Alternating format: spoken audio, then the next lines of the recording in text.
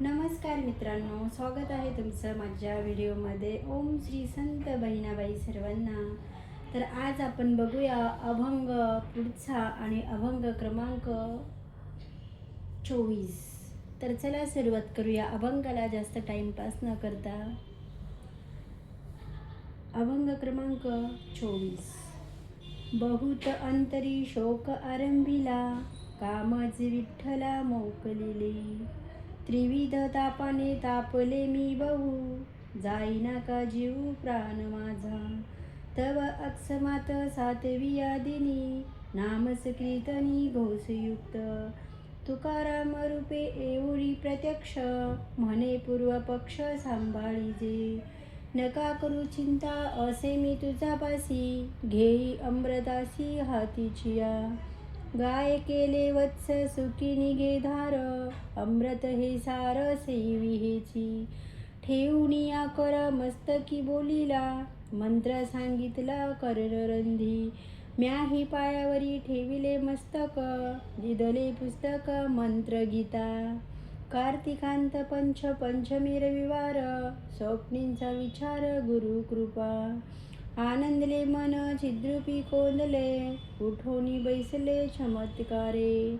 मंत्र आठविती तुकोबा स्वरूपा, स्वप्न माझी कृपा पूर्ण केली. अमृत पाजिले चवी अनारिसी, साक्ष ज्याची त्याशी मना माझी. बहिणी म्हणे ऐशी कृपा सद्गुरूंची, तुकारामी साची पूर्ण केली. अर्थ: मी अशा पद्धतीने अंतःकरणामध्ये फार शोक सुरू केला आणि हे विठ्ठला, तू मला का सोडून दिलेस असे मी म्हणू लागले. मी आता त्रिविध तापाने फार पोळले आहे. माझा जीव प्राण का जात नाही असे मला झाले. तेव्हा अचानक 7व्या दिवशी नामसंकीर्तनाचा घोष मला ऐकू आला. माझ्या स्वप्नांमध्ये प्रत्यक्ष पांडुरंग तुकारायांच्या रूपाने येऊन मला म्हणू लागले, हे बहिणी, तू आता पूर्वी झालेल्या घटनेतून सावरून स्वतःला सांभाळ. तू आता कोणत्याही प्रकारची चिंता करू नकोस. मी सदैव तुझ्या जवळ आहे. मी माझ्या हातामध्ये तुला देण्यासाठी अमृत आणले आहे, त्याचा तू स्वीकार कर. जशी गाय वासराच्या मुखांमध्ये दुधाची धार सोडते, तसे हे सारं स्वरूप असणारे अमृत मी तुला देत आहे, त्याचे तू सेवन कर. श्री विठ्ठल स्वरूप तुकोबारायांनी माझ्या मस्तकावर हात ठेवला आणि माझ्या कानामध्ये मंत्र सांगितला.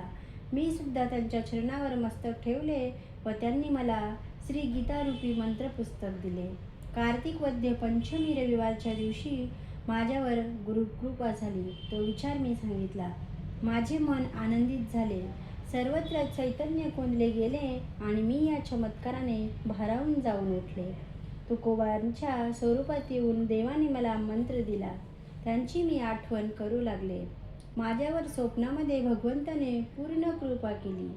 स्वतःच्या हाताने मला दिव्य असणारे अमृत पाजले. त्यांची विलक्षण असणारी चव आठवत आहे.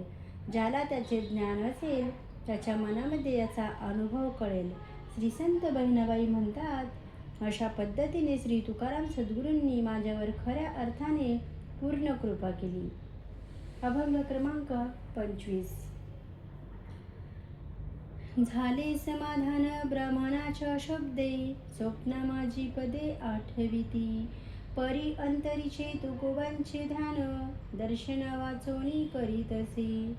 जयाची या पदे होतशी विश्रांती, तेची देहाकृती विठ्ठलाची. विठ्ठलाशी तया नाही भेदभाव, ऐसे माझे मन साक्ष आहे. पांडुरंग तुका वेगळी देखा होय केवी.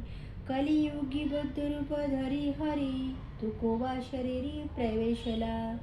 तुकोबाची बुद्धी पांडुरंग रूप, मने ते स्वरूप तुकोबाचे.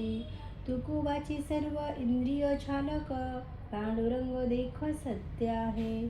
तुकोबाचे नेत्र तेही पांडुरंग, श्रोत्र तू अभंग रूप त्याचे. तुकोबाचे हात लिहिता तिजे जे, तेची सहजे पांडुरंग. सर्व ही व्यापार तुकोबाचे हरी, आपणच करी अदैवयत्वे. बहिणी म्हणे रूपे व्यापक तुकावा, ध्यान माझा जीव हेची पाहे. अर्थ, त्या ब्रह्मानाच्या शब्दानुसार म्हणजे स्वप्नात ब्रह्माने सांगितल्या पदांना आठविल्यामुळे मला समाधान वाटले. परंतु मी तुकोबारायांच्या दर्शनापासून तुकोबारायांचे ध्यान करत होते. ज्याने रचलेल्या पदांचे श्रवण केल्यानेच जीवाला विश्रांती प्राप्त होते, ते सामान्य मनुष्य नसून विठ्ठल स्वरूपच आहेत.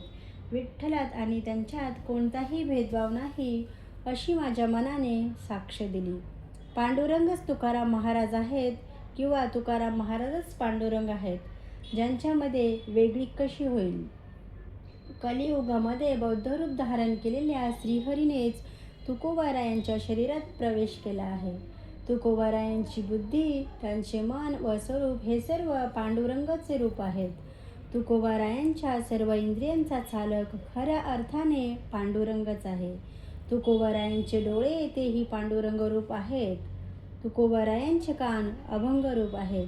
तुकोबारायांचे हात सहजच जे जे लिहितात ते सर्व पांडुरंगच आहेत. तुकोबांचे सर्वही व्यापार श्रीहरी आपण स्वतःच अद्वैत रूपाने करत आहे.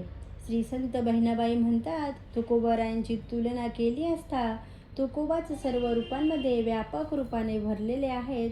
म्हणूनच हे माझ्या जीवा, तू सर्वत्र तुकोबारायांनाच पाहून त्यांचे ध्यान कर. चला मित्रांनो, बघूया पुढचा अभंग. अभंग क्रमांक 26. भ्रतारे टाकिले मोठ बांधुनिया, न सोसी तया क्लेशावस्था. चतुर्थ दिवशी जीव टाकीला, विठ्ठले दाविला चमत्कारू. ब्रह्मानाच्या रूपे येऊनी सांगत, सावधान चित्त करी पुढे. अंतरी सावध होऊनी राहिलो, चित्त म्या गोविले तुकोबाशी. वत्स गेली असी दिवस 7वा, येऊनी तुकोबा स्वप्ना माझी. केले समाधान पाजिले अमृत, वत्सासी करीती गाये भेटी. अमृता पाजुनी सांगितला मंत्र, जोखा हा सर्वत्र लोक जपती. मस्तकी हस्तक ठेवून या कृपा, केली त्या स्वरूपा तोची जाणी. कृपेचा महिमा आहे तो अपार, वत्स बोले सार श्लोक अर्थे. 8वे दिवशी सावध इंद्रिय, अमृत झाली तुकोबांच्या. ते धवाती गाये देखली सन्मुख, निमालीसी देख वत्स कळे. म्हणे या वत्सा ते पाजिले अमृत, तया श्रुत मृत्यू खंदानो हे. अमर हे वत्स आहे मजपासी, चित्त अमृताशी घेत गोडी. बहिणी म्हणे इतुके वर्तली यावरी, पुढे हे विस्तारी सांगिजेले. अर्थ, माझ्या पतीने जेव्हा मला मोठीसारखे बांधून टाकले, तेव्हा माझी ती कठीण अवस्था त्या वासराला सहन झाली नाही. त्याने चारा पाणी वर्ज्य करून 4थ्या दिवशी जीव सोडून दिला आणि त्याच्या अंतकाल समयाला विठ्ठलाने चमत्कार दाखविला. त्यानंतर विठ्ठलानेच ब्रह्मानाच्या रूपाने माझ्या स्वप्नात येऊन तू तुझे चित्त सावधान कर असे सांगितले. तेव्हा मी अंतःकरणामध्ये सावध होऊन राहिले आणि माझे चित्त मी तुकोबारायांच्या चरणी गुंतविले. वासरू मरण पावल्यानंतर 7व्या दिवशी तुकोबाराय माझ्या स्वप्नात आले आणि त्यांनी अमृत पाजून माझे समाधान केले. जशी वासराला गायीची भेट व्हावी, तशी मला तुकोबारायांची भेट झाली. मला अमृत पाजून सर्वत्र लोक ज्या मंत्राचा जप करतात तो मंत्र सांगितला. माझ्या मस्तकावर हात ठेवून त्यांनी कृपा केली. त्या कृपेच्या स्वरूपाला तेच जाणतात. त्याच्या कृपेचा महिमा मोठा परंपार आहे. त्यांच्या कृपेमुळेच वासराच्या मुखातून अंतकाल समयाला सारूरूपाने असणारा अर्धा श्लोक उच्चारला गेला. यानंतर 8व्या दिवशी मी सावध झाले. तुकोबारायांनी पाजलेल्या अमृताच्या योगाने माझी सर्व इंद्रिय सुदृढ झाली. तेव्हा ती श्रीगुरूपी गाय समोर पाहिली. ती वत्साला पाहून अमृतपान्हा देते. जणू ती म्हणत आहे, मी या माझ्या भक्तरूपी वासराला अमृत पाजले आहे, त्यामुळे त्याला आता कधीही मृत्यू येणार नाही. हे अमर झालेले वासरू माझ्याजवळ आहे किंवा मी सदैव त्यांच्याजवळ आहे व तो चित्ताने अमृताची घोडी घेत आहे. श्री संत बहिणाबाई म्हणतात, हे सर्व झाल्यानंतर अजूनही पुढे जे जे घडले तेही मी विस्ताराने सांगेन. अभंग क्रमांक 27. चला तर मित्रांनो सुरू करूया. जयराम समर्थाचा ज्ञानाचा सागर, साक्ष ते अंतर त्यांचे तया. बोलविले तेने हिरभंटा प्रती, माझी तया स्थिती पुसिली. सांगितला तेने वृत्तांत सर्वही, वर्तला जो तो काही गृही त्यांचे.